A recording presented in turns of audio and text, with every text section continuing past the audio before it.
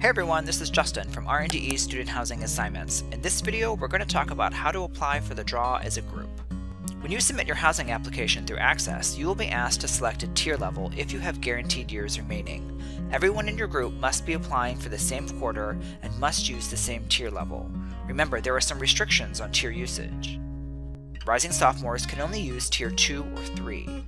Everyone must use Tier 3 at least once, and you can only use Tier 1 one time. This means if you are a rising sophomore who is drawing with a rising senior, you won't be able to use Tier 1.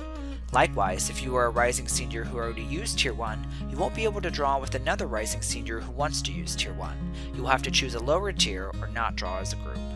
Every member of the group has to use the same tier because every member of the group will be assigned the same draw number. When you submit your application in Access, you will see there is a section of the application devoted to group information. The first person in your group who applies for housing should select "I'm creating a new group." This person becomes the group leader. The group leader will need to enter a group name and password. Group names need to be 5 to 8 alphanumeric characters long and must contain at least one letter and one number. Likewise, passwords need to be 5 to 8 alphanumeric characters long and contain one letter and one number. The next question asks through how many residence choices you want to be held together with your group. This is called group retention. It can be a little confusing, so let's break it down. Here's an example of some students and their residence choices. If on their applications these students were to put 0 in the group retention box, here's what would happen. The assignment program would consider Greg's first choice, an Adelpha single. If there was only one Adelpha single left, the program would give it to Greg and then move on to Marcia. Since there are no more Adelpha singles left, the program would go to Marcia's second choice. If there was one space in 680, the computer would assign Marcia there and move on to Peter. In short, the group would be split because each student would be considered individually. The group is being held together through 0 choices. If the group put a value greater than 0 in the group retention box, the assignment program would keep the group together through that housing choice. Let's say they set their group retention to 4. In this case, the assignment program will look at the group's first choice, an Adelpha single. If there are 4 Adelpha singles available, the computer will assign all 4 students to Adelpha. If there are only 2 singles available, there aren't enough to accommodate the entire group, so the program will move on to the group's second choice.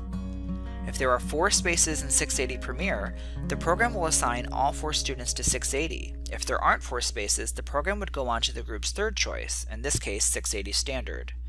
If there aren't 4 available spaces there, the computer moves on to the fourth choice and tries to get all 4 students into that choice. Remember, we set our group retention to 4, so what happens after the group's fourth choice?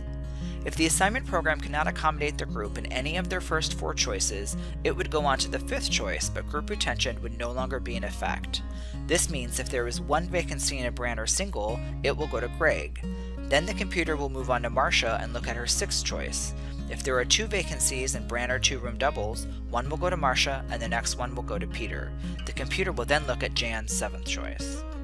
Once group retention ends, each student is considered individually and the assignment program no longer keeps the group together.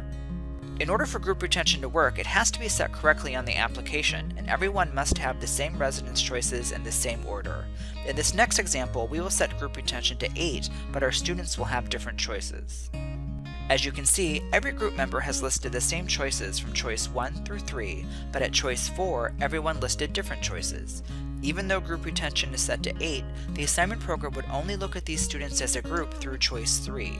Even though choices 5 through 8 are the same, the program will not try to hold the group together after choice 4 because everyone listed different choices.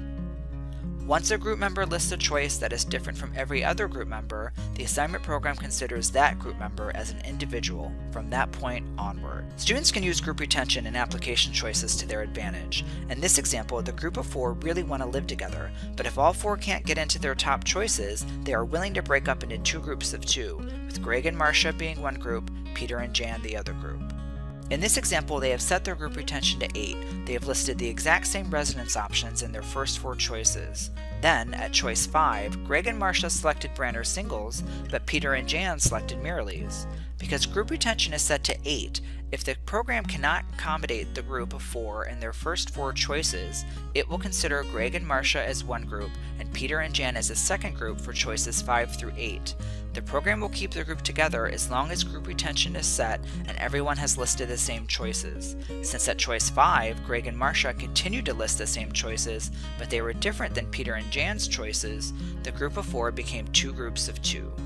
Let's go back to the application for a moment. If you're joining a group, you should select I am joining an existing group. You will then need to enter the group name and password as set by your group leader. You will also be required to select your group retention level. Remember, it's critical that you list the same exact choices as the rest of your group.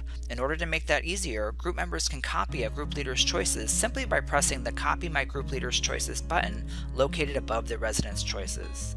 While the Copy My Group Leader's Choices button is definitely convenient, there is one important caveat to keep in mind.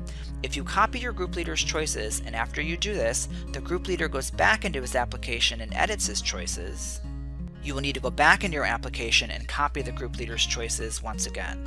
Students often think that once they copy a group leader's choices, they don't have to do anything if the group leader edits his choice list. This is not true. No one student can alter another student's housing application.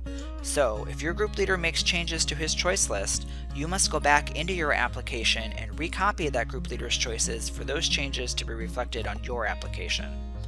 Also, anytime you copy your group leader's choices or make changes to your application, be sure to double check your group retention is set where you want it to be. One final note, keep in mind that in the examples I used in this video, the students only listed a few choices and they kept their group retention low. If you want to stay with your group, you should list many choices and you should set your group retention high.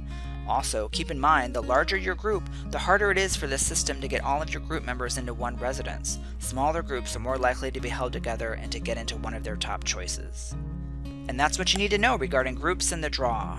Be sure to check out thedraw.stanford.edu for more videos like this and tons of great draw information and resources. If you have a question, we want to hear from you. Send us a help ticket at helpsu.stanford.edu, give us a call, or stop by our office.